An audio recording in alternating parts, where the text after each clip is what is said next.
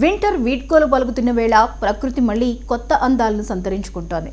ప్రకృతి పిలుపునకు పర్యాటకులు గుంపులుగా తరలి వెళ్తున్నారు. పచ్చదనం పరుచుకున్న ప్రాంతాలు, అందమైన అందాలను చూసేందుకు క్యూ కడుతున్నారు. ప్రకృతి ఒడిలో సేద తీరేందుకు ఉత్సాహం చూపిస్తున్నారు. ప్రజెంట్ ఆంధ్రప్రదేశ్ పర్యాటక రంగానికి ఒక సరికొత్త ఊపు కనిపిస్తోంది. దట్టమైన అడవులు, ఎత్తైన కొండలపై నుంచి కిందికి జలజల జాలువారే జలపాతాలు పర్యాటకులను కట్టిపడేస్తున్నాయి. కొత్త ప్రపంచంలో విహరిస్తున్నామనే ఫీలింగ్లోకి వెళ్ళిపోతున్నారు. ఏపీలో టూరిస్ట్ ప్లేస్ అంటే వెంటనే గుర్తుకు వచ్చేది అరకులోయ. శీతాకాలంలో అక్కడికి వెళ్లి ప్రకృతి అందాలను చూసేందుకు చాలామంది ఇష్టపడుతుంటారు. ఒక్క మాటలో చెప్పాలంటే కాశ్మీర్ అందాలు ఏపీకి వచ్చాయా అనే విధంగా ఉంటుంది. ప్రకృతి రమణీయ దృశ్యాలు పర్యాటకులను కట్టిపడేస్తాయి. అరకు వెళ్లే రహదారులన్నీ వాహనాలతో నిండిపోతున్నాయి.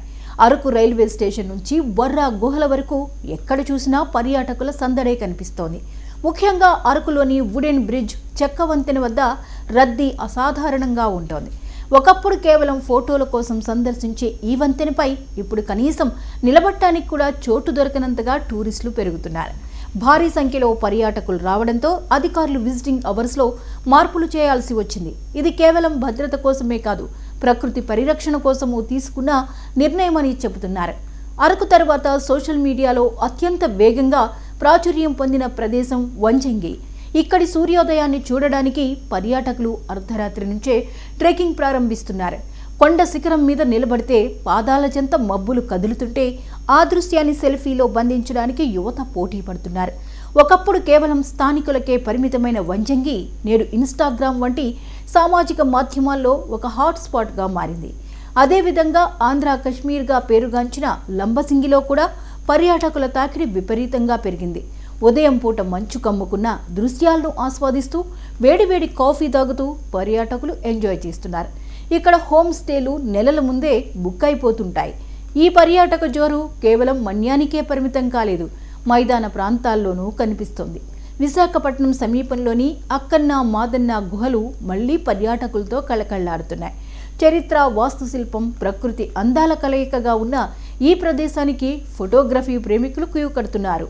విశాఖ నగరంలోని RK beach, Kailasagiri, submarine museum వంటి ప్రతి టూరిస్ట్ స్పాట్ ప్రాంతాల్లో జనం రద్దీ రెట్టింపైంది. పెరుగుతున్న ఈ రద్దీని నియంత్రించడానికి పర్యాటక శాఖ ప్రత్యేక చర్యలు చేపట్టింది.